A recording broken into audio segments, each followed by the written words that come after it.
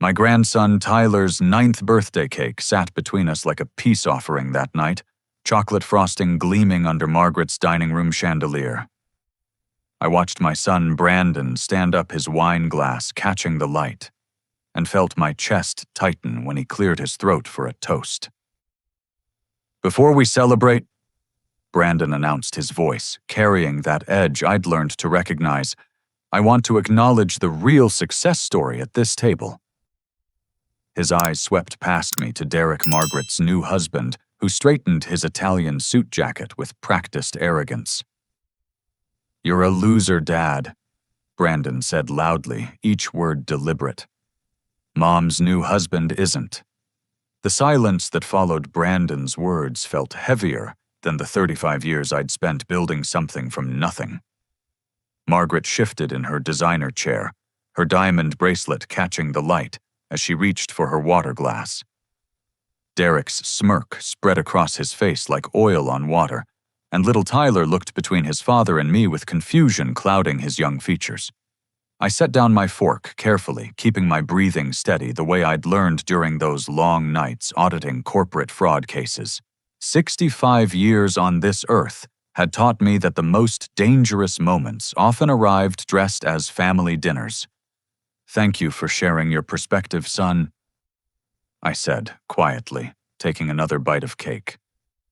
The chocolate tasted like sawdust, but I chewed methodically, remembering when Brandon was Tyler's age and used to wait by the window for me to come home from work, calling me his superhero. The party limped along for another hour. Derek regaled the table with stories about his latest real estate development, a 40-story tower that would transform downtown. Brandon hung on every word, nodding enthusiastically whenever Derek paused for effect. Margaret avoided my eyes, focusing intently on helping Tyler open presents. As a forensic accountant who'd spent 3 decades untangling financial lies, I'd developed an instinct for deception. Something beyond mere insult lurked in Brandon's words tonight. The calculation behind his cruelty felt too precise, too purposeful. When I stood to leave, Tyler ran over and hugged my legs. "Thank you for the telescope, Grandpa Horace," he whispered. Over his head, I caught Brandon watching us with an expression I couldn't quite read. The parking lot was nearly empty, dim streetlights casting long shadows across the asphalt. I'd parked my 10-year-old Honda Accord at the far end out of habit, preferring the walk to fighting for closer spots. The night air carried the scent of coming rain, and I pulled my jacket tighter, thinking about how success meant different things to different people. I'd given Margaret the colonial house in Westfield during our divorce 3 years ago, along with most of our accumulated assets, not because the court mandated it, but because I wanted our split to be clean, peaceful. I kept my consulting firm and moved into a 2-bedroom apartment downtown. Brandon had called me foolish, then said I was letting Mom take advantage of me. As I approached my car, Brandon's voice drifted from behind a row of luxury SUVs. "Phase 2 is moving perfectly," he was saying into his phone. "The old man's getting softer by the day. Give it another month, maybe 2, and he'll sign anything I put in front of him." I froze, keys suspended halfway to my car door. "Derek, I'm telling you, he's desperate to stay in Tyler's life. We dangle that carrot, and those shares in Grandpa Morrison's company are as good as ours." Brandon laughed, the sound sharp in the quiet night. 30% of Morrison Construction just waiting for us to scoop up. My pathetic old man probably doesn't even remember he owns them." My hand remained perfectly steady as I unlocked my car door. 40 years of maintaining composure during hostile depositions and criminal investigations served me well. I slid behind the wheel and started the engine, my mind already shifting into the analytical mode that had made me one of the most sought-after forensic accountants on the East Coast. Morrison Construction. Margaret's father had built that company with his bare hands, starting with 1 truck and a determination to create something lasting. When he died 5 years ago, he'd left Margaret 51% and me 30%, acknowledging the countless nights I'd spent helping him modernize his accounting systems and navigate tax codes. The remaining 19% went to various cousins and employees. Brandon emerged from between the vehicles, sliding his phone into his pocket. He walked past my car without glancing over, climbing into a new Mercedes SUV I didn't recognize. The temporary plates suggested a recent purchase. I sat in the darkness for a long moment after he drove away, processing what I'd learned. My son hadn't just insulted me at dinner. He was actively plotting to steal from me, partnering with Derek to acquire shares worth approximately $15 million at current valuations. The consulting work I'd been doing for Brandon's tech startup suddenly took on new meaning. He'd said he wanted to learn from my experience to understand how to build a sustainable business. I'd been touched, thinking perhaps the divorce had made him realize the importance of family connections. Now I understood he needed access to my financial records, my signing patterns, my vulnerabilities. The rain started as I drove home, droplets pattering against the windshield in irregular rhythms. I thought about Tyler's confused face during Brandon's toast, about Margaret's uncomfortable silence, about Derek's satisfied smirk. But mostly I thought about the son I'd raised, taught to ride a bike, helped with homework, cheered at baseball games. Where had I gone wrong? Or had Brandon always possessed this capacity for betrayal, hidden beneath the surface like a fault line, waiting for the right pressure to crack open? My apartment building came into view, a converted warehouse in the arts district that I'd purchased 15 years ago and renovated into luxury lofts. Most people assumed I rented a unit there. They didn't know I owned the entire building, collecting substantial monthly income from the other 11 units. It was one of many things I kept private, having learned long ago that visible wealth attracted the wrong kind of attention. I parked in the underground garage and took the elevator to the top floor. My apartment was sparse by choice. Good furniture, minimal decoration, everything functional and comfortable without ostentation. Floor-to-ceiling windows offered a view of the city lights blurred by rain. Pouring myself 2 fingers of bourbon, I stood at those windows and considered my options. I could confront Brandon directly, but that would only drive the scheme underground. I could warn Margaret, but she'd chosen Derek's flash over our quiet stability. I could lawyer up immediately, but that would fracture whatever remained of our family. Or I could do what I'd done for 30 years, when uncovering corporate fraud, stay silent, investigate thoroughly, document everything, and let the guilty parties reveal themselves fully before acting. Brandon thought he was hunting a weak old man who'd given away too much in a divorce and now lived quietly in decline. He had no idea he'd just declared war on someone who'd spent decades finding hidden money, exposing financial crimes, and ensuring justice found those who thought themselves too clever to be caught. I took a sip of bourbon, its warmth spreading through my chest. Tomorrow I'd begin the kind of investigation I'd built my reputation on. Tonight, though, I allowed myself a moment of grief for the son I'd thought I knew and the family we'd once been. The rain intensified streams of water, painting abstract patterns on the windows. Somewhere across the city, Brandon was probably toasting his cleverness with Derek, confident in their plan to rob an old man they'd written off as a loser. They were about to learn why my clients had paid premium prices for my services all those years. Real strength, I'd discovered, often looked like weakness to those who measured power only in obvious displays. My son had forgotten the cardinal rule I'd tried to teach him: never underestimate anyone, especially someone who built their success on understanding how numbers could reveal the truth about human nature. I finished my bourbon and headed to my home office. If Brandon wanted to play corporate raider with family assets, he'd chosen his opponent poorly. The investigation would begin at dawn. Tonight was for planning for shifting from father to forensic accountant, from family member to financial detective.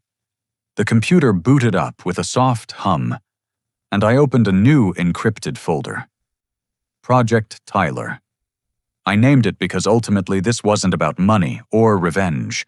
This was about ensuring my grandson grew up with at least one role model who understood that integrity mattered more than appearances, that real success couldn't be stolen or faked. Brandon had called me a loser in front of my grandson. By the time I finished, he'd understand exactly who had lost and what they'd sacrificed for the illusion of easy success. Dawn broke gray and subdued through my office windows as I initiated search protocols I'd perfected over decades of investigations. Coffee cooled in my mug while I navigated corporate databases, public records, and specialized financial tracking systems that most people didn't know existed. Derek Matthews, real estate developer, founder of Matthews Development Group. The surface looked impressive. Glossy website featuring architectural renderings of ambitious projects, photos of Derek shaking hands with city officials, testimonials from satisfied investors. But I'd learned long ago that the shinier the surface, the darker the depths often proved. I started with basic corporate filings in Delaware, where most companies incorporated for tax advantages. Matthews Development Group existed, but its structure immediately raised flags. 7 subsidiary companies, each owning pieces of the others in a circular pattern designed to obscure true ownership and liability. Classic asset protection, but also classic fraud architecture. Property records came next. Derek claimed to own developments worth hundreds of millions, but deed searches revealed a different story. Most properties were leveraged beyond reasonable limits. Second, third, even fourth mortgages stacked like a house of cards. The 40-story tower he'd bragged about at dinner. The land was optioned not owned, and the option was set to expire in 3 months with no evidence of construction financing secured. My phone buzzed. Brandon texting about our scheduled Thursday meeting to review his startup's books. Looking forward to learning more from you, Dad. Your experience is invaluable. The words curdled in my stomach now that I understood their true intent. I set the phone aside and dove deeper into Derek's financial web. Banking records were beyond my immediate reach, but court filings often contained fragments of financial information. 3 lawsuits in the past year alone, contractors claiming unpaid bills, investors alleging misrepresentation, a former partner accusing Derek of embezzlement. Then I found the bankruptcy filing from 8 years ago. Derek had burned through his first fortune, leaving creditors with pennies on the dollar, while he somehow emerged with enough assets protected to start over. The pattern was clear to my trained eye. Derek was running a sophisticated Ponzi scheme, using new investor money to pay old obligations, while siphoning cash into offshore accounts. Turning my attention to Brandon's startup, I accessed the files he'd shared with me under the pretense of seeking advice. Technova Solutions promised to revolutionize supply chain management with proprietary artificial intelligence. The business plan was slick, the financial projections aggressive but plausible. Brandon had raised $12 million in Series A funding 6 months ago. But something felt wrong about the burn rate. $12 million should have lasted 18 months at their stated spending levels, yet Brandon was already talking about Series B funding. I cross-referenced the startup's declared expenses with actual vendor payments, employment records, and lease agreements. The discrepancies made my blood run cold. Nearly $4 million had vanished into payments for consulting services to companies that existed only on paper. Another $2 million went to software licensing from a Cayman Islands entity. Brandon wasn't just planning to steal from me, he was already stealing from his investors. I leaned back in my chair, rubbing my tired eyes. The son I'd raised to value honesty and hard work had become something I'd spent my career hunting, a white-collar criminal who used trust as a weapon and family as camouflage. A memory surfaced unbidden. Brandon at 12, crying because he'd accidentally broken a neighbor's window with a baseball.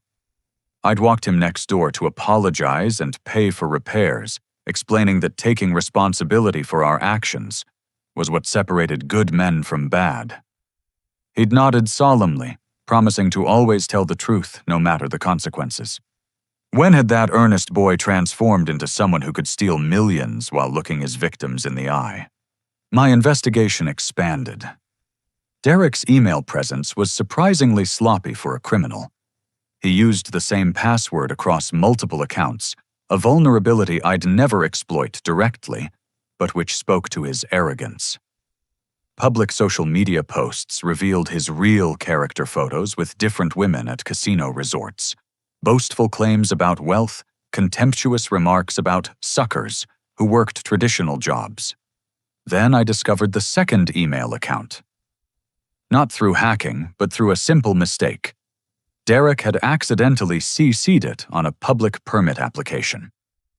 The account name was Crude Derek Winning at a popular email service, the kind of name someone chose when they thought themselves untouchable. Court records included email exhibits from Derek's various lawsuits, and cross-referencing timestamps and writing patterns, I found several from this secondary account. One exchange with a former partner made my jaw clench.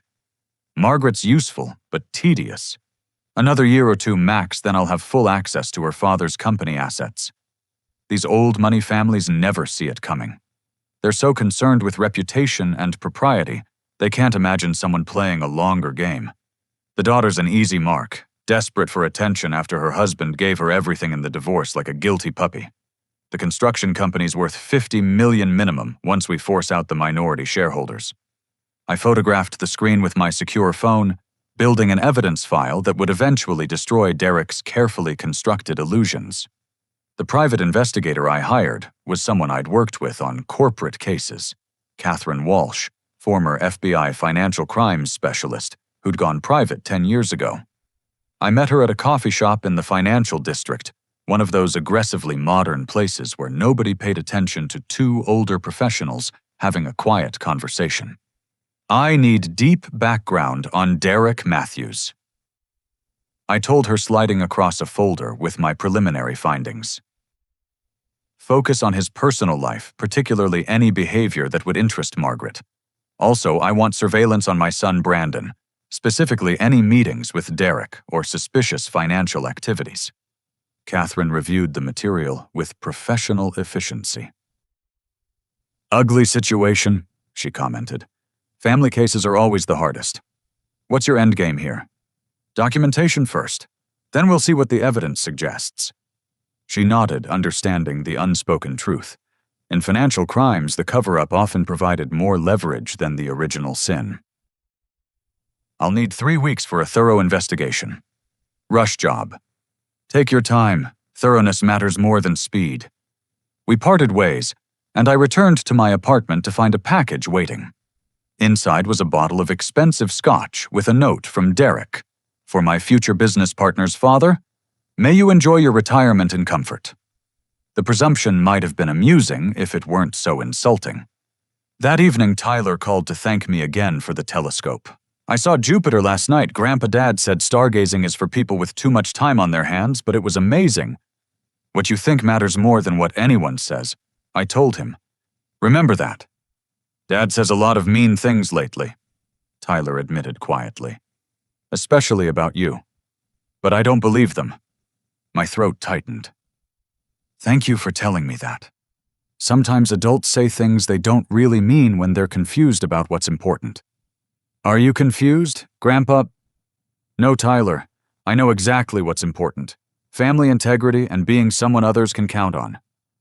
Dad says being rich is most important. Your dad is still learning some lessons. Be patient with him."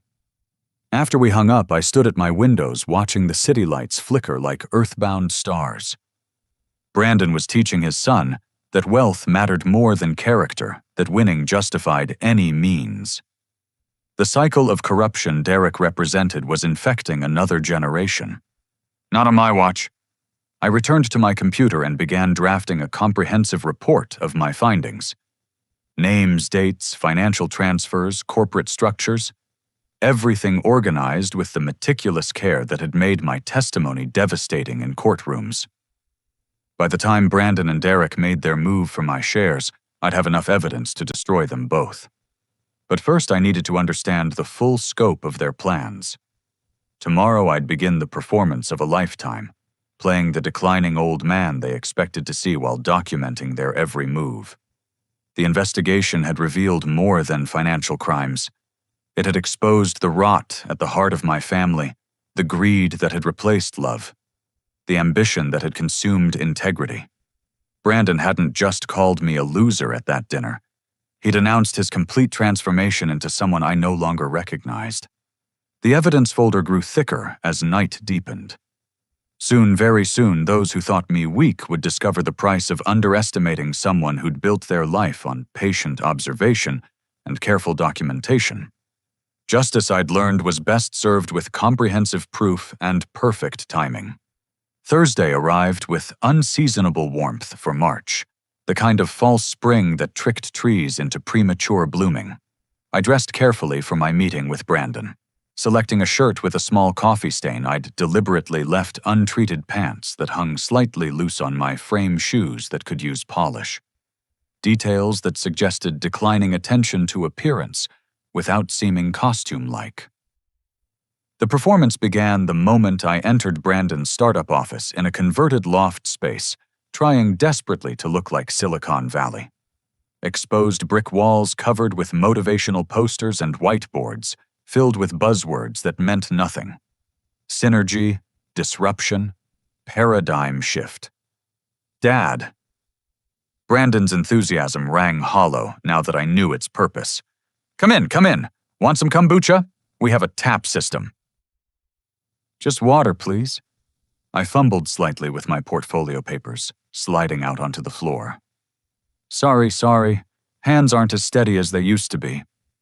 Brandon's eyes lit up with predatory interest as he helped gather the documents. Among them, I'd planted a medical appointment card for a neurologist and a prescription bottle with a label suggesting memory issues. Props from a case years ago that I'd kept for reasons I couldn't have explained until now. Everything okay, Dad? His concern was almost convincing. Fine. Just routine checkups. Doctor says I need to simplify my life, reduce stress.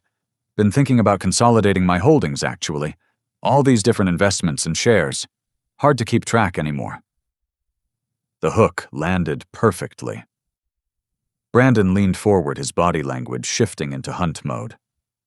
That's actually smart thinking. Complex portfolios can be overwhelming. I could help you organize everything, maybe suggest some simplification strategies. I nodded gratefully, playing the relieved father. That would mean so much. Sometimes I look at all these papers and just feel lost. We spent 2 hours going through his startup's books, and I peppered my analysis with deliberate mistakes, miscalculating simple percentages, asking him to repeat things, confusing current numbers with last quarters. Each error was calculated to reinforce his perception of my decline, while still providing enough genuine insight to keep him coming back.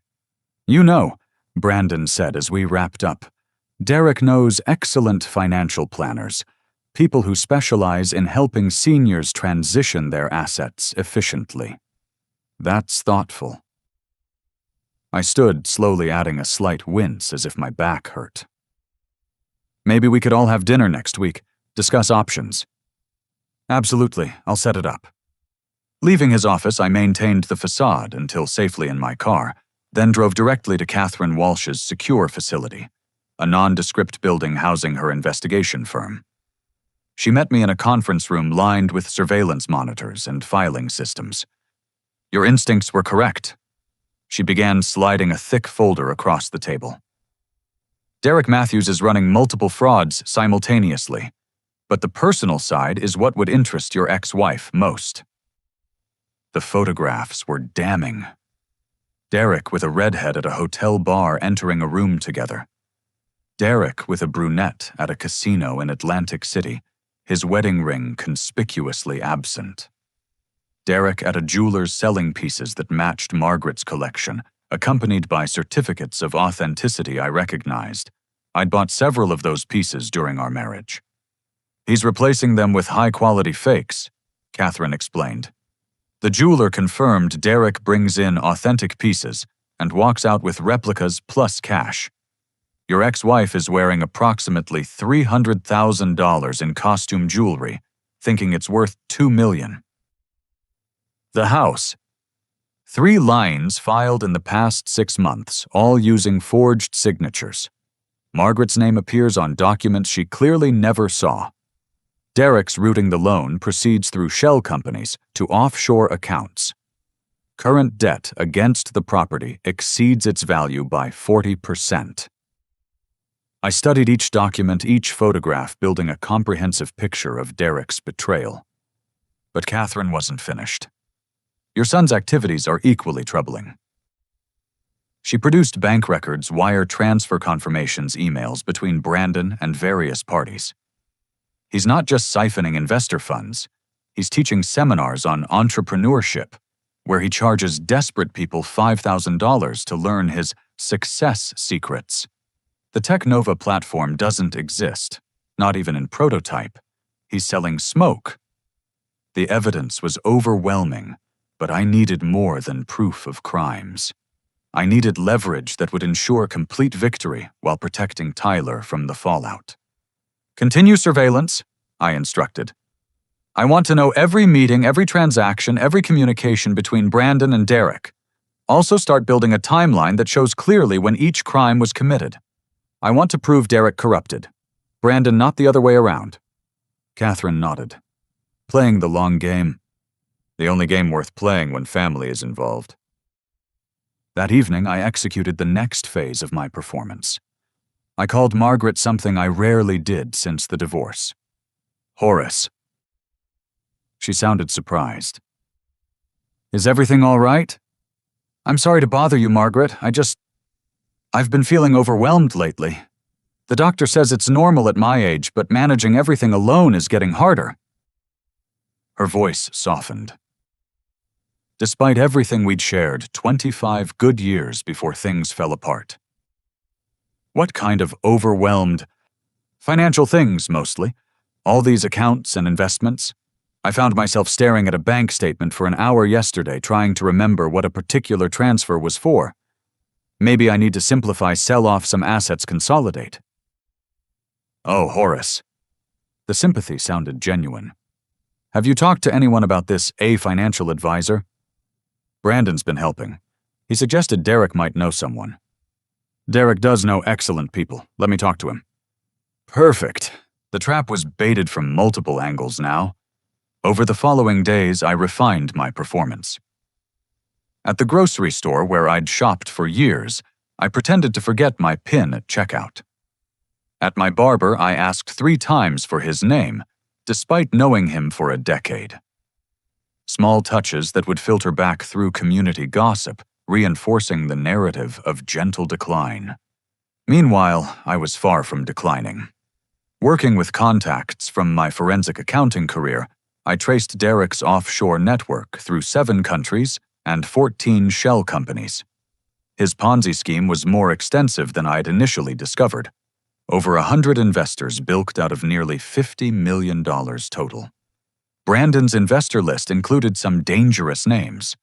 Marcus Wade, the tech billionaire who'd given Brandon $3 million, had a reputation for destroying those who crossed him. The Kellerman Group, responsible for another $4 million, was known for aggressive recovery tactics. Brandon had essentially painted a target on his own back, too arrogant to recognize the danger. I set up my own shell company in Delaware, perfectly legal and properly structured. Through it, I began purchasing small debts related to Derek's properties, becoming a creditor, with standing to force transparency when the time came. Each purchase was minor enough to escape notice, but would prove crucial later. The SEC contact was delicate. Robert Chen had worked with me on several cases before moving to the regulatory side.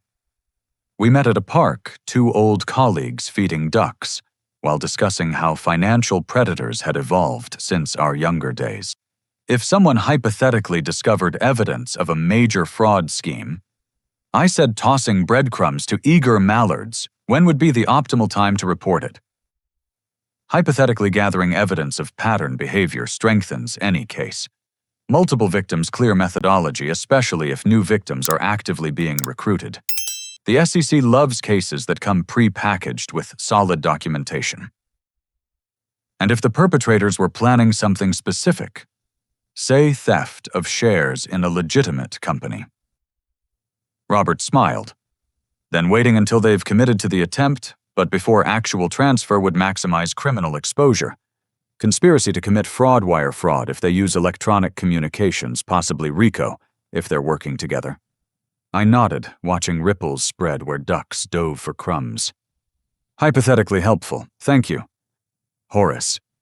Robert's voice grew serious. Whoever these people are, be careful. Desperate fraudsters do desperate things when cornered. That night, Tyler called again, bubbling with excitement about seeing Saturn's rings through his telescope. Then his voice dropped. Dad says you're getting old and confused. He says that's why you gave Mom everything in the divorce. What do you think? I think you wanted Mom to be happy. That's not confused. That's nice. You're a smart boy, Tyler. Don't let anyone convince you otherwise. Grandpa Dad's been acting weird. He keeps buying expensive stuff but tells Mom we need to save money. And he's mean to you even when you're not there. Sometimes people go through difficult phases. Keep being the good person you are, and remember, I'm always here for you. After hanging up, I allowed myself a moment of rage at Brandon for poisoning his son's mind while simultaneously planning to rob him of his educational inheritance. Then I channeled that anger into refining my plan. The meeting with Derek and Brandon was scheduled for the following Tuesday. By then, Catherine would have 3 weeks of surveillance logged. I would have documented evidence of multiple frauds, and the SEC would be primed to act on my signal. But first, I needed one more element, a paper trail showing Brandon and Derek actively conspiring to defraud me specifically. That meant letting them believe their plan was working while recording every interaction. I purchased 3 different recording devices, one for my car, one for my person, and one for my apartment. All legal in our state for recording conversations where I was a participant. The evidence would be incontrovertible. Standing at my window that night, city lights blinking like financial data points, I considered the chess game underway. Brandon and Derek saw an old man stumbling toward vulnerability. They had no idea they were walking into a trap set by someone who'd spent 40 years perfecting the art of financial investigation. The performance would continue. The evidence would mount.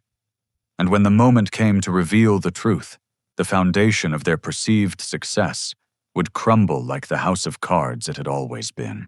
Sometimes the best strategy was to appear weak while building strength in shadows. Sun Tzu would have approved. Tuesday's dinner was set at Morton's Steakhouse, Derek's choice. He arrived driving a new Maserati, parking conspicuously in front of the valet stand for maximum visibility. Brandon pulled up moments later in his Mercedes, both men treating the restaurant entrance like a fashion runway. I'd arrived early in my Honda, parked myself, and waited in the bar area watching them through the window.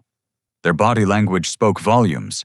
Derek gestured expansively, while Brandon nodded eagerly, the student desperate for the master's approval. Horace! Derek's voice boomed across the restaurant as I approached their table. Several diners turned to stare, which was clearly his intent. Looking good, old-timer? Love the vintage professor vibe? I'd worn my 15-year-old sports coat intentionally, knowing he'd mock it. Thank you for meeting with me. I appreciate your time. Family helps family. Derek proclaimed, though we weren't family and never would be. Brandon tells me you're looking to simplify your holdings. Smart move at your age. The waiter appeared, and Derek ordered a $300 bottle of wine without consulting anyone. We're celebrating, he announced.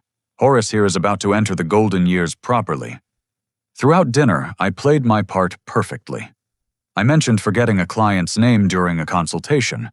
I fumbled with my reading glasses, reviewing the menu. When discussing my assets, I seemed uncertain about exact amounts and locations. The Morrison Construction shares. Brandon prompted, casually cutting his steak with surgical precision. Those must be complicated to manage. Oh yes, Dad left those to Margaret and me. 30%, I think. Or was it 25? The paperwork is somewhere in my files. Derek and Brandon exchanged glances like wolves spotting a limping deer. You really should have those documents properly organized, Derek advised with false concern. Important papers can get lost so easily. Tell you what, I have an excellent attorney who specializes in estate planning for seniors. He could review everything, make sure you're protected. That's very kind. I let my hand shake slightly, reaching for my water glass. It would be a relief to have professional help. The rest of the dinner proceeded according to script. Derek regaled us with tales of his supposed success, each story more grandiose than the last. The 40-story tower had become 50 floors. The investor list now included celebrities and foreign royalty. His phone buzzed constantly with what he claimed were urgent business matters, but were likely the women Catherine had photographed. Brandon hung on every word, occasionally adding his own embellishments about Technova's revolutionary potential. Neither seemed to notice my small digital recorder in my shirt pocket or the way I positioned my phone to capture video of their interactions. We should do this regularly, Derek suggested as he paid the check with a black credit card, making sure our waiter and neighboring tables noticed. Family dinners, planning sessions. Help get everything organized for Horace's next chapter. I'd like that, I replied truthfully. The more they talked, the more evidence I gathered. Walking to the parking lot, Brandon pulled me aside while Derek flirted with the hostess. Dad, I'm worried about you. These memory issues, the confusion with numbers. Have you considered giving me power of attorney just as a precaution? The boldness of the suggestion almost made me break character. Power of attorney would let him sign documents in my name, transfer assets, essentially steal everything legally. That's a big step, son. I know, but I want to protect you. What if something happens and you can't make decisions? Tyler needs his grandfather taken care of. Using my grandson as emotional leverage. The cruelty of it burned, but I maintained my facade. Let me think about it. Maybe we could start with something smaller. You could help me organize those Morrison shares Derek mentioned. Brandon's eyes lit up. Of course. Why don't I come by your apartment Thursday? We'll go through everything together. That would be wonderful. I'll try to find all the paperwork. Derek returned reeking of the hostess's perfume, despite the wedding ring Margaret had bought him. All set. Horace, my attorney, can meet with us next week. Get this whole situation properly structured. They drove away in their respective luxury vehicles, while I sat in my Honda documenting the conversation while it was fresh. Every word, every gesture, every revealing moment carefully noted. Wednesday brought an unexpected development. Marcus Wade, Brandon's biggest investor, called my office directly. Mr. Horace, I understand you're Brandon's father. I'm Marcus Wade. Mr. Wade, how can I help you? I've been trying to reach your son for 2 weeks. He's missed 3 scheduled updates, and my technical team can't seem to access the beta platform he promised. Since you're listed as an advisor to Technova, I hoped you might provide some clarity. The call was perfectly timed. I apologize, Mr. Wade. I've been having some health issues and haven't been as involved recently. Could we meet in person? I'd like to understand your concerns better. We scheduled lunch for Friday. Marcus Wade wasn't someone to trifle with. His fortune came from building and selling 3 successful companies, and he had a reputation for both brilliance and ruthlessness when crossed. Thursday arrived with Brandon at my door carrying coffee and pastries, playing the devoted son. I'd scattered financial documents across my dining table, including the Morrison construction share certificates in a folder marked with coffee stains and bent corners. Dad, this is chaos, Brandon said, surveying the mess. How do you find anything? I usually remember where things are, but lately? I trailed off, looking confused. For 2 hours, Brandon helped me organize documents, photographing everything with his phone, while pretending to create digital records. When he reached the Morrison shares, his hands actually trembled slightly. These are worth serious money, Dad. Current valuation puts 30% at about $15 million. You need these in a safety deposit box, not scattered on your table. $15 million. I blinked as if the number was incomprehensible. That seems like so much. What would I even do with that kind of money? You could secure Tyler's future. Set up educational trusts, ensure he never struggles. The manipulation was masterful, using my love for my grandson as a weapon. But first, we need to get these properly managed. Derek's attorney could set up a trust structure that protects the assets while simplifying your life. That sounds complicated. Not at all. You'd be the beneficiary during your lifetime, but with professional management handling the details. No more paperwork to worry about, no more confusion. Just steady income and peace of mind.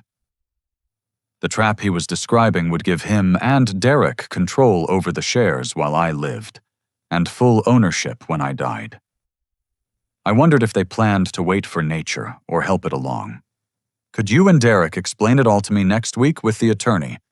Absolutely. Brandon's smile was shark-like. We'll take care of everything. After he left, I called Catherine Walsh. Any updates? Derek's getting sloppy. He met with 2 different women this week, billing expensive dinners to Margaret's credit cards. He's also been in contact with a known forger who specializes in financial documents. And Brandon's been shopping for estate lawyers who've been disciplined for ethics violations. They're accelerating the timeline. Seems like it. Want me to intervene? No. Let them hang themselves. But I need you at the meeting with Marcus Wade tomorrow. Discreetly. Friday's lunch with Marcus Wade took place at his private club, a place where deals worth billions were discussed over aged whiskey and prime rib. Marcus was younger than I'd expected, maybe 45, with the intense focus of someone who'd earned every dollar through intelligence and determination.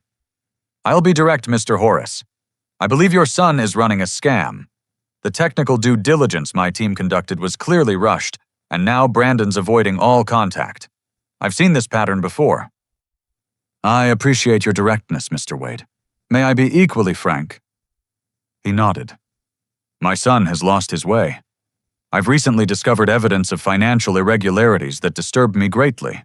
However, I believe he's being influenced by someone more experienced in fraud, my ex-wife's new husband, Derek Matthews. Marcus leaned back, studying me. You're not the confused old man Brandon described. Far from it. I'm a forensic accountant with 40 years of experience. Brandon thinks he's setting me up for exploitation. In reality, I'm documenting every crime he and Derek commit. Interesting. Marcus sipped his whiskey. What's your endgame? Justice. Restitution for victims like yourself. And hopefully redemption for my son once Derek's influence is removed. You could have gone to the authorities already. With partial evidence against my son, no. I need to prove Derek is the mastermind that Brandon is salvageable.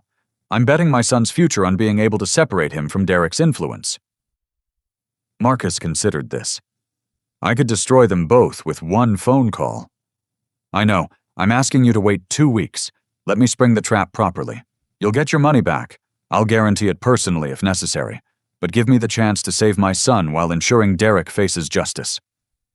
You'd guarantee $3 million personally, if necessary.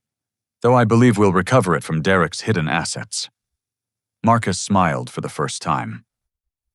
I investigated you before coming here. You're worth considerably more than you project. The building you rent and you own it. The small consulting firm handles forensic accounting for half the Fortune 500. You've been playing a long game. My entire life. 2 weeks, but I want regular updates. And if Brandon runs, I'll pursue him to the ends of the earth. Understood, and thank you. We shook hands, and I noticed Catherine Walsh at a corner table photographing our interaction. Good. Documentation of my meeting with Brandon's victim would prove important later. That weekend, Derek escalated his spending as if sensing time was short. He bought Brandon a Rolex, posted photos of them at an exclusive golf club, and announced on social media that big moves were coming in the Matthews empire.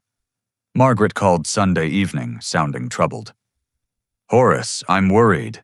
Derek's been acting strangely.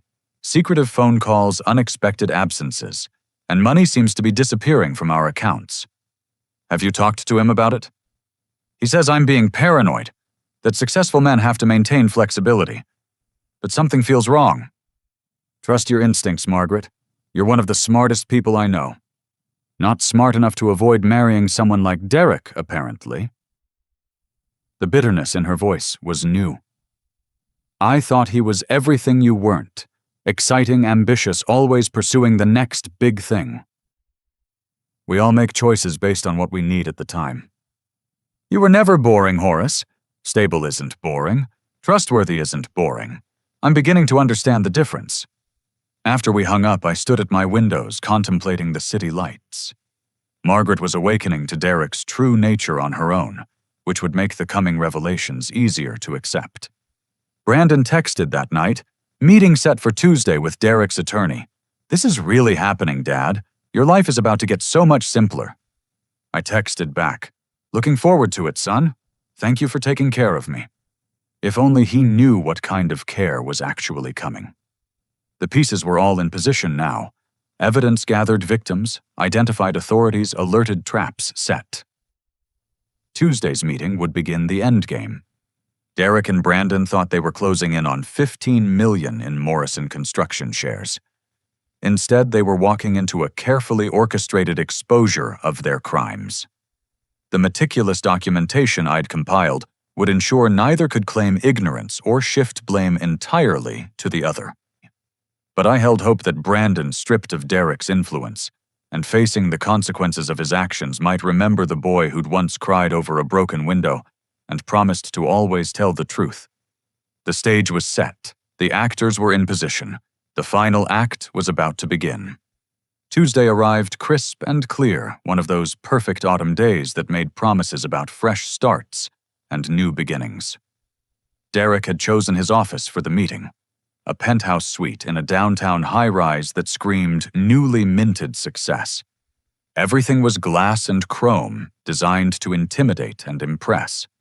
I arrived 15 minutes early, giving building security my name and watching them check their list with careful attention. My outfit was deliberately chosen: comfortable slacks, a cardigan that had seen better days, orthopedic shoes that suggested declining mobility. The security guard looked at me with the dismissive pity reserved for elderly people clearly out of their element. The elevator ride to the 40th floor gave me time to check my recording devices one final time. Everything was functioning perfectly, including the backup unit Catherine Walsh had provided that looked like a hearing aid, but captured high-definition audio. Derek's receptionist, a young woman who looked like she'd stepped from a fashion magazine, barely glanced up from her phone. "Mr. Matthews will be with you shortly." I settled into a leather chair that probably cost more than most people's monthly salary, pretending to doze while actually surveying the office. Expensive art that was leased, not owned. Furniture from a high-end rental company. The whole space was a facade as substantial as Derek's promises. Brandon arrived next, bounding in with energy that seemed forced. "Dad, ready for the big day?"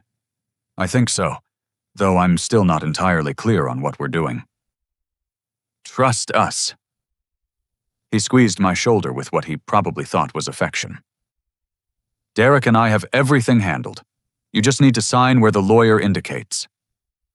The attorney arrived last, Paul Stevenson, whose license I'd verified was currently under review for previous ethics violations. He carried a briefcase that looked too new and wore a suit that looked too expensive for someone with his troubled practice history. "Gentlemen?" Derek emerged from his inner office like a king greeting subjects. "Today we secure Horace's future and simplify his life. Paul, you have the documents. Everything's prepared." Stevenson began laying out papers with practiced efficiency. "Mr. Horace, these trust documents will transfer your Morrison Construction shares into a managed structure that provides you with lifetime income while removing the burden of active management." I picked up the papers, squinting, as if struggling to read. "This seems very complicated." "That's why you have us," Brandon said smoothly. "We've reviewed everything. It's all in your best interest." I continued reading occasionally, asking confused questions that made them exchange satisfied glances. The documents were exactly what I'd expected. A complex trust that would give Derek and Brandon effective control immediately and full ownership upon my death. I notice there's a management fee structure, I said hesitantly. 20% seems high. Standard for this level of service. Stevenson lied smoothly. The professional management will more than offset the fees through improved returns. And this clause about medical incapacity. Just a precaution. Derek intervened. If you ever need care, the trust can provide for it without court intervention. It's actually protection for you. The clause actually allowed them to declare me incompetent with a single doctor's opinion, immediately transferring full control. I'd seen similar schemes destroy families. Where do I sign? Let's have some champagne first. Derek produced a bottle of Dom Perignon from a small refrigerator. To new beginnings and family taking care of family. We toasted, though I noticed Brandon's hand trembled slightly as he raised his glass. Some part of him knew this was wrong, even as greed overrode conscience. Before I sign, I said slowly, setting down my champagne, I should mention something. Tyler called me last night. He's been learning about honesty in school, about how taking things that don't belong to you is wrong. Made me think about what kind of example we set. Brandon's face flushed. Dad, this isn't taking anything. We're helping you. Are you? I pulled out my phone, placing it on the table. Because I've been recording our conversations for the past month. Every meeting, every discussion about taking my shares through deception. The room went silent. I've also been investigating you, Derek. Your Ponzi scheme, the forged documents on Margaret's house, the jewelry theft. Catherine Walsh has documented everything. Derek stood abruptly. You can't prove anything. You're a confused old man who doesn't understand modern business. The SEC might disagree. Agent Robert Chen is particularly interested in your investor fraud. As for you, Brandon Marcus Wade knows about the missing millions. We had lunch last week. Brandon's champagne glass slipped from his hand, shattering on the marble floor. Dad, you don't understand. Derek said this was standard practice, that everyone does it. Everyone doesn't steal from their father. Everyone doesn't defraud investors. Everyone doesn't betray family for money. Stevenson was already packing his briefcase. I had no knowledge of any illegal activity. I was simply preparing standard trust documents. Sit down, Paul. My voice carried the authority of 40 years in courtrooms. You're part of this conspiracy. Your communications with Derek about handling the old man are all documented. The door opened, and building security entered, followed by 2 FBI agents in conservative suits. I'd coordinated with them that morning, ensuring they'd be ready when I gave the signal. Derek Matthews. The lead agent stepped forward. We have a warrant for your arrest on charges of wire fraud, money laundering, and conspiracy to commit elder abuse. This is ridiculous, Derek blustered. I want my lawyer. Paul Stevenson, you're also under arrest for conspiracy to commit fraud. As they read Miranda rights, I watched Brandon collapse into a chair, his face gray with shock. The Mercedes keys fell from his pocket, landing near the champagne shards. Dad, he whispered, what have you done? What I had to do. What you forced me to do when you decided I was a loser worth robbing. I never meant. Derek said it was just business, that you'd never even notice. I noticed everything, son. Every lie, every meeting, every dollar you stole from people who trusted you. The FBI agents led Derek and Stevenson away in handcuffs.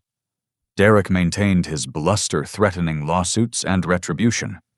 Stevenson had gone silent, probably calculating potential plea deals. Agent Chen remained behind.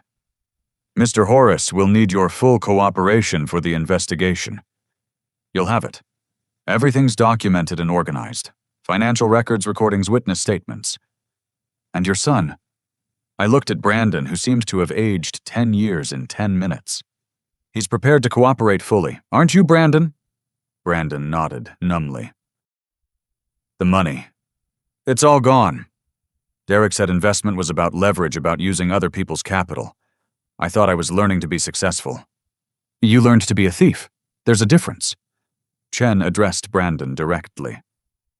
Mr. Horace, you're not under arrest at this moment, but you will need to surrender for processing within 24 hours. I suggest you get an attorney, a legitimate one. After Chen left, Brandon and I sat alone in Derek's ostentatious office. The champagne bottle sweated condensation onto the glass table untouched except for our single toast to crime. "Why didn't you stop me earlier?"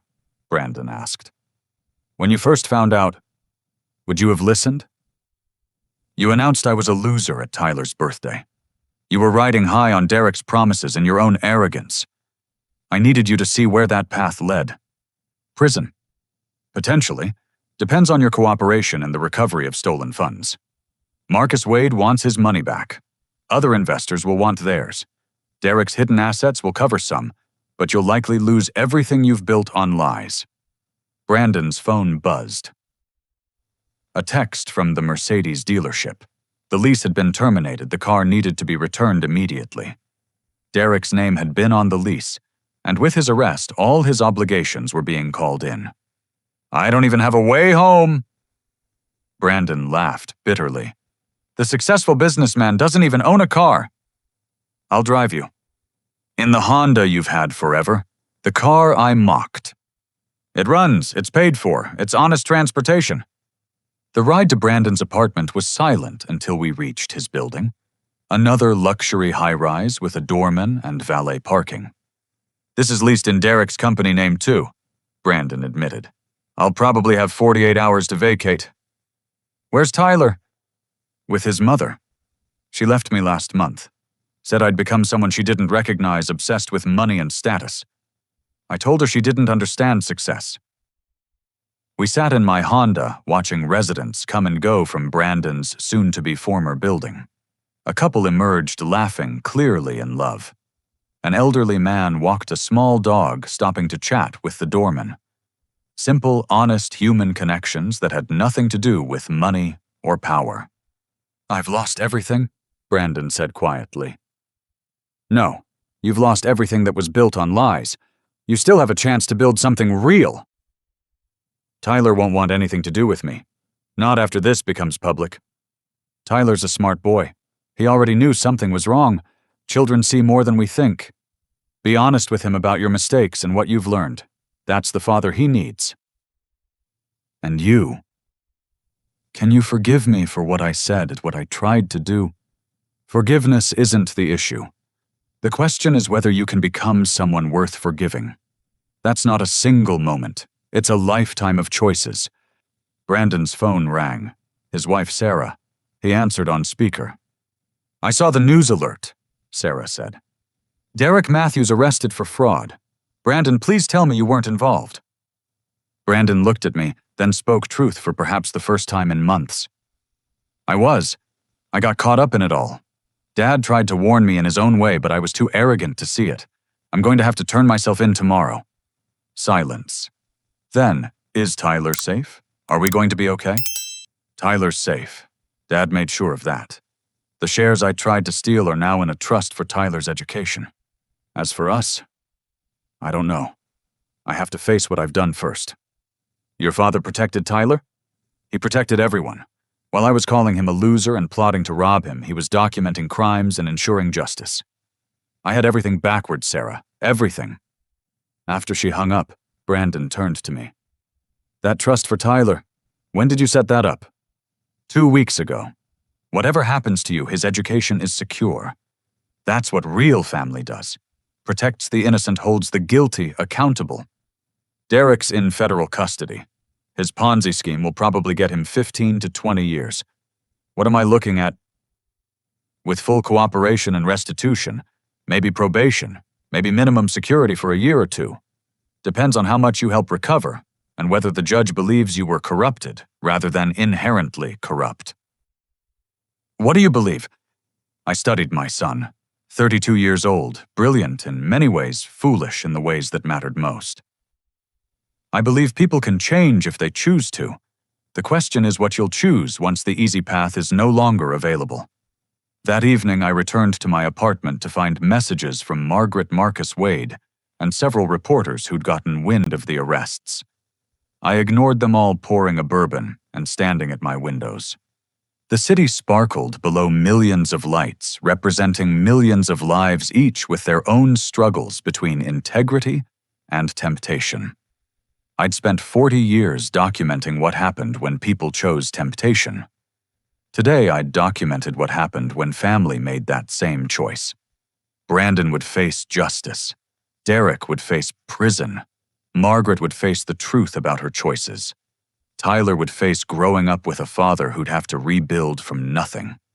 And I would face the reality that sometimes love meant allowing consequences to unfold, even when every paternal instinct screamed to protect and shield. The trap had sprung perfectly.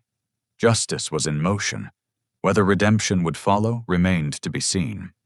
The news broke at 6 a.m. with the subtlety of a sledgehammer. Major fraud bust real estate mogul and tech entrepreneur arrested in elder abuse scheme. Local stations led with Derek's perp walk, hands cuffed behind his back designer suit, wrinkled from a night in holding. The footage looped endlessly. The mighty brought low captured in high definition. My phone started ringing at 6:15. First, Margaret hysterical. Then reporters, neighbors, former colleagues. I let them all go to voicemail, focusing instead on making coffee and preparing for what would be a very long day. Brandon had texted at 3 a.m. "Can't sleep? Lawyer says it's bad, really bad. I'm scared, Dad." I'd responded simply, "Fear is the beginning of wisdom. Use it."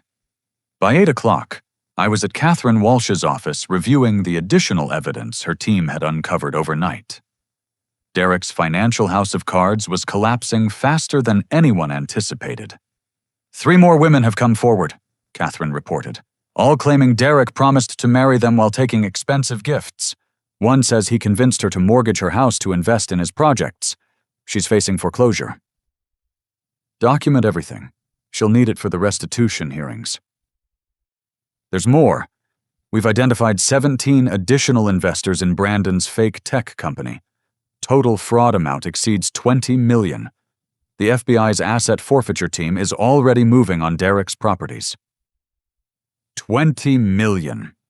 My son had participated in stealing $20 million from people who'd trusted him.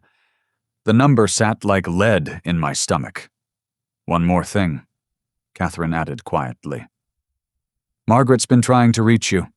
She's at the house. There's media camped outside and she has no money for groceries. Derek cleaned out even the household accounts." I wrote a check. "Have someone deliver this to her, quietly, and arrange for security at the house. She doesn't deserve to be harassed for Derek's crimes." The day spiraled from there. FBI agents searched Brandon's apartment, carrying out boxes of evidence, while neighbors gawked. The Mercedes was repossessed on live television, the repo driver mugging for cameras. Derek's office building locked down his suite, changing locks while his employees stood in the hallway, suddenly jobless. Brandon's investor victims began speaking out. Marcus Wade remained circumspect, but others were less restrained. A retired teacher who'd invested her pension. A young couple who'd put their wedding savings into Technova. Each story another weight on the scales of justice. At noon, I met with Agent Chen at the federal building. He looked tired, but satisfied the way investigators do when a complex case comes together. Derek's laptop was a gold mine, he reported.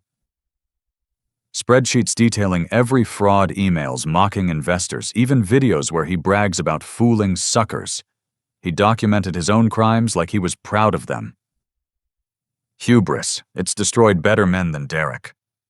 Your son's turning state's evidence. Full cooperation in exchange for reduced charges. His lawyer's not happy, but Brandon insisted. Says he wants to make things right." "Can he?" "Financially, no. The money's gone, spent on luxury goods, casino debts, maintaining appearances. But his testimony will help convict Derek and maybe prevent others from being victimized. That counts for something." That afternoon, Brandon appeared at my door looking haggard. His designer clothes had been replaced with jeans and a plain t-shirt. Without the Mercedes, he'd taken public transit, probably for the first time in years. "They froze everything," he said without preamble. Bank accounts, credit cards, investment portfolios. I have $43 in my wallet and nowhere to sleep tonight. Sarah won't take you back. She's filed for divorce. Emergency custody order for Tyler. I can't even see my son until the criminal matters are resolved. I let him in, watching as he slumped onto my couch, the same couch where he'd once mocked my simple lifestyle. The irony wasn't lost on either of us. The FBI says Derek had a whole playbook for corrupting people. Find their weakness, exploit it, gradually make them complicit before they realize it. I fell for every trick. You wanted to fall. That's the difference between victim and accomplice. I know. He rubbed his face, looking older than his 32 years. Tyler's therapist called. Said Tyler's been having nightmares about police taking his daddy away. I did that. I put those fears in my son's head because I wanted a fancy car and Derek's approval. My phone buzzed. Sarah texting to ask if Brandon was with me, and if he was safe. Even facing divorce, she worried about him. That kind of love deserved better than what Brandon had offered. Derek played you, yes, but you made choices. Every fake report to investors, every lie to me, every dollar stolen. Those were choices. I know. The words exploded out of him. You think I don't know? I had everything. A wife who loved me, a son who admired me, a father who supported me. I threw it away for what? For Derek's promises, for the illusion of success. Why did you do it? Brandon was quiet for a long moment. Because I was ashamed. After the divorce, seeing you in that apartment while Mom lived in the house driving your old Honda while Derek had luxury cars, I thought you'd failed. I thought quiet success was just another term for giving up. So you decided I was a loser? I was the loser. Too stupid to see that integrity matters more than image.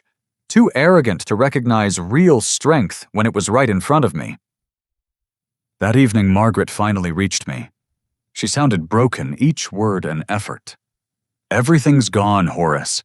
The house is in foreclosure. My jewelry is fake. The bank accounts are empty. My credit cards are maxed out with charges I didn't make. How did I not see what he was? We see what we want to see. Derek was very good at creating illusions. I left you for an illusion. The admission came with tears. I thought stability was boring. Thought reliability meant lack of ambition. I was such a fool.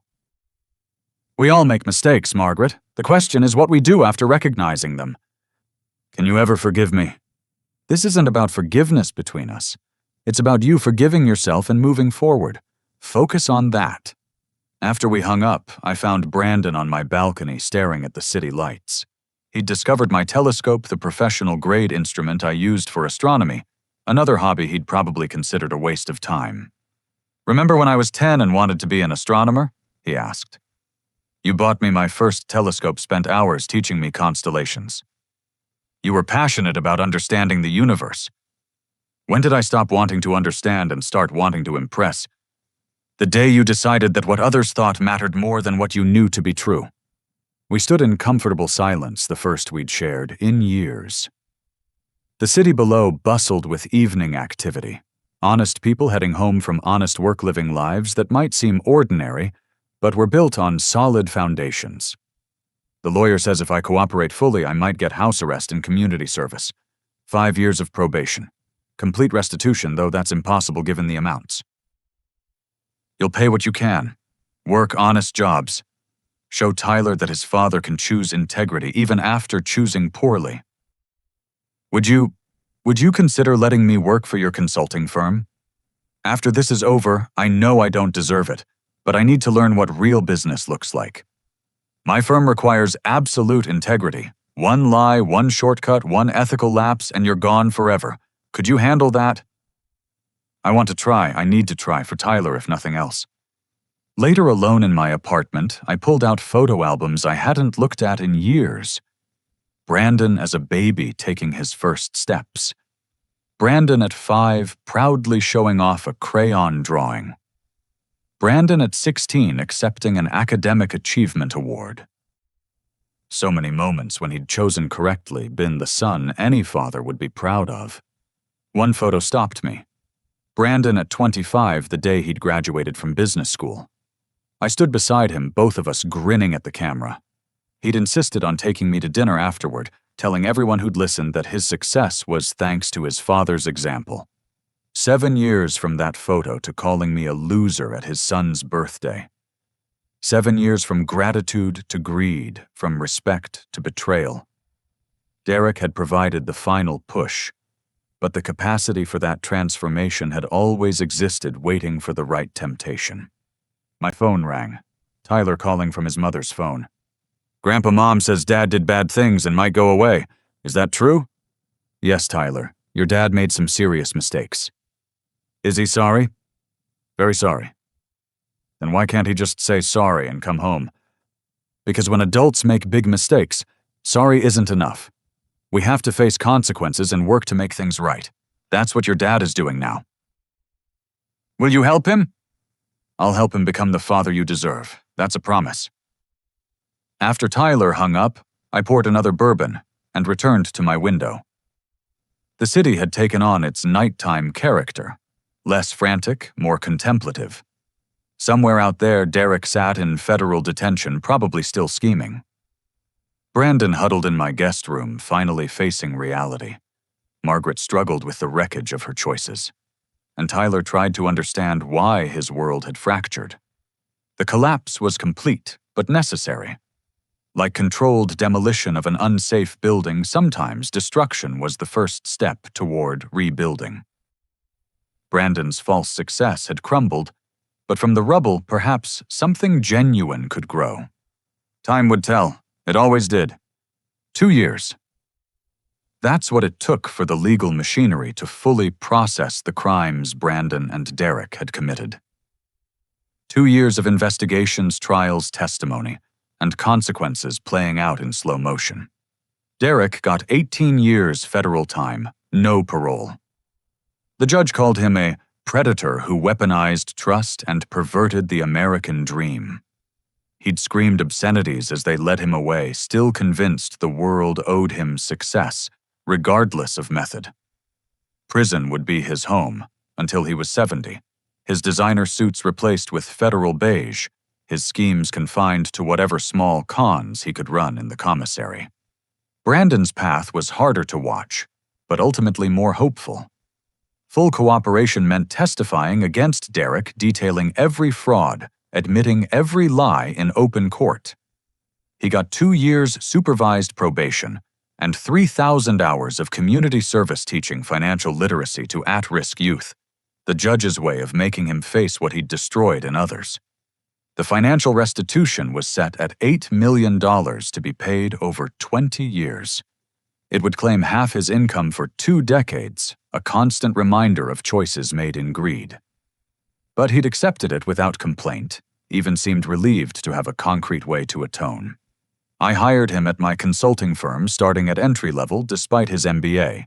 He worked in the mailroom, then data entry, then junior analysis. Other employees knew his story. There were no secrets in our field, but I'd made clear that anyone who harassed him would be terminated. Everyone deserved a chance at redemption if they genuinely sought it.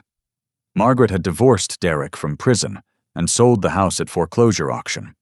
I'd bought it through a trust, allowing her to rent it at fair market value. She'd gotten a job as an office manager, her first real employment in 20 years. The designer clothes were gone, replaced with professional attire from department stores. She looked happier than she had in years, freed from the pressure of maintaining Derek's illusions. Tyler, now 11, had weathered the storm with remarkable resilience. His weekends were split between his parents, who'd worked out a cordial custody arrangement focused on his needs rather than their past. He still loved his telescope, often calling me with excited reports about celestial sightings. Today was special. Brandon was graduating from his court-mandated financial counseling program and had asked me to attend. The ceremony was in a community center basement, fluorescent lights flickering over folding chairs and motivational posters. A far cry from his MBA graduation in an auditorium filled with ambitious young professionals. But his smile was genuine when he accepted his certificate. The other graduates, people who'd made their own financial mistakes, applauded sincerely. They'd become a support group of sorts, united by failure and the desire to do better. After the ceremony, we drove to a diner for coffee. Brandon ordered modestly, still conscious of every dollar spent. His car was a 15-year-old Toyota, reliable and unglamorous. He'd learned to find pride in its paid-off status rather than shame in its age. "I taught a class yesterday," he told me. "Teenage kids, some already in trouble for theft. Told them my story, the whole ugly truth. One kid asked why he should believe someone who'd been just like him." "What did you tell him?" "That's exactly why he should believe me. I knew all the justifications, all the excuses. I'd used them myself. But I also knew where they led. Federal investigations, family destruction, and profound shame. If my stupidity helps even one kid avoid that path, then maybe it meant something."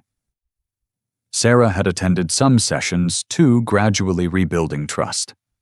They'd started couples counseling 6 months ago, working through the betrayal and its roots.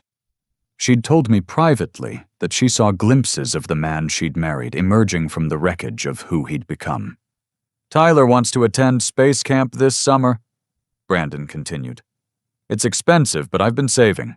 Completely legal savings," he added with a rueful smile. "Every dollar earned honestly." He mentioned it. Also said you've been helping him with a science project on financial mathematics, teaching him how compound interest really works.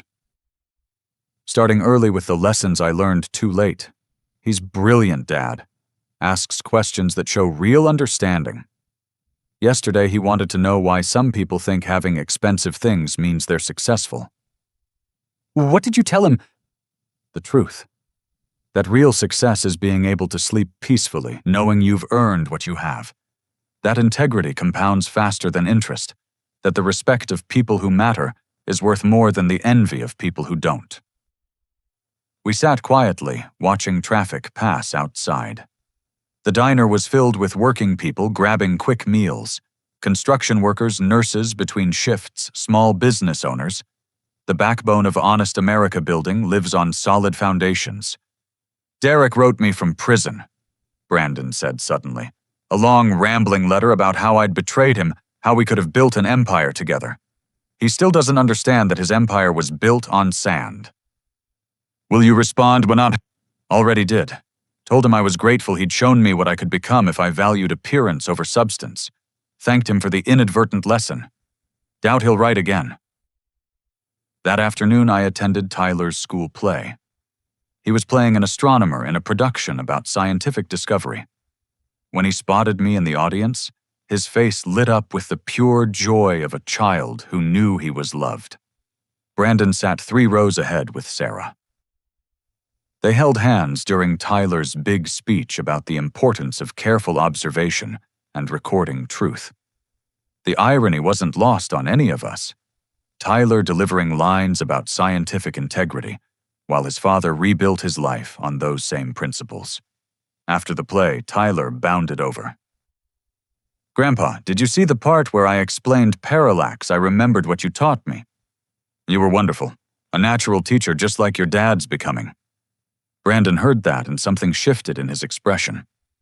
Later, as we walked to our cars, he pulled me aside. "Do you really think I'm becoming a teacher?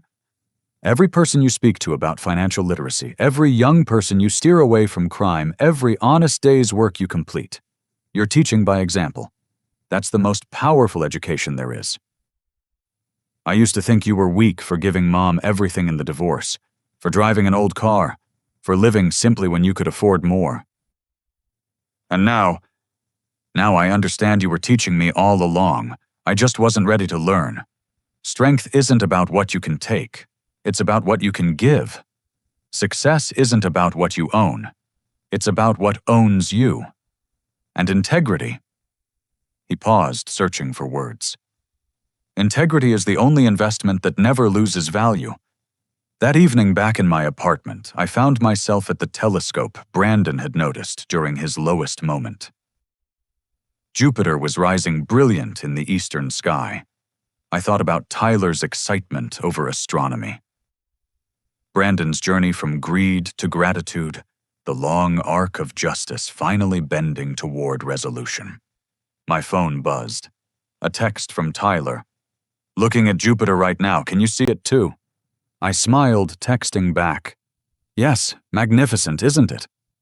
"Dad's here. He's showing me how to calculate its distance using the method you taught him when he was my age. He remembers everything now." Perhaps that was the ultimate victory. Not the assets protected or crimes exposed, but the recovery of memory. Brandon remembering who he'd been before ambition corrupted him. Remembering the father who'd taught him patience and precision. Remembering that love manifested in time spent, not money spent. Another text, this time from Brandon. "Thank you for not giving up on me. Thank you for letting me fail. Thank you for showing me how to stand back up. I know I can never undo what I did, but I promise to spend every day trying to be worthy of your faith in redemption."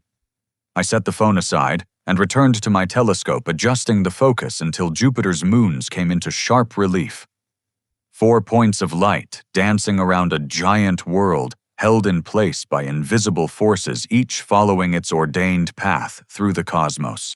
Family was like that, bound by invisible forces of love and history, sometimes pulling apart, sometimes drawing close, but always connected. Brandon had broken orbit for a time, drawn away by false gravity, but he'd found his way back scarred but wiser to his proper path. The city glowed below millions of lives intersecting in patterns too complex to fully grasp. Somewhere Derek raged in a federal cell, still convinced the world had wronged him. Somewhere Margaret built a new life on honest foundations. Somewhere investors Brandon had defrauded were slowly being made whole through restitution payments. And here in this moment, a grandfather watched the stars while his son taught his grandson about the universe. Both the one above us and the moral one within us. The chain of integrity, broken for a time, had been painstakingly repaired. I thought about everyone who'd asked why I hadn't simply turned Brandon in immediately when I discovered his crimes. They didn't understand that justice without the possibility of redemption was merely vengeance. By letting the scheme play out, documenting every crime, ensuring consequences while protecting the innocent, I'd given my son the rarest gift. The chance to choose who he wanted to become after his false self was stripped away. He'd chosen well. Painfully, slowly, imperfectly, but ultimately well. The stars wheeled overhead, indifferent to human drama, but somehow comforting in their constancy. Tomorrow would bring new challenges, new tests of the integrity Brandon was rebuilding. But tonight, 3 generations of my family were united in wonder at the cosmos and commitment to truth. Brandon had called me a loser at that birthday dinner. In the end, we'd both learned what real winning looked like, not in wealth accumulated or status achieved, but in character revealed under pressure and integrity maintained despite temptation. The loudest voices in the room, I'd told him once, often belonged to the weakest characters. Real power didn't need to announce itself. It showed in quiet moments of choice in teaching, rather than taking in building, rather than stealing. As Jupiter climbed higher, I allowed myself a moment of satisfaction. The investigation was complete. Justice had been served. Redemption was underway.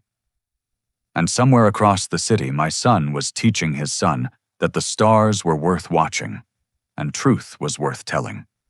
That was success enough for any man. Looking back now, I want to ask you something. When someone you love loses their way, seduced by easy money and false promises, what do you do? Do you enable their destruction with misguided protection?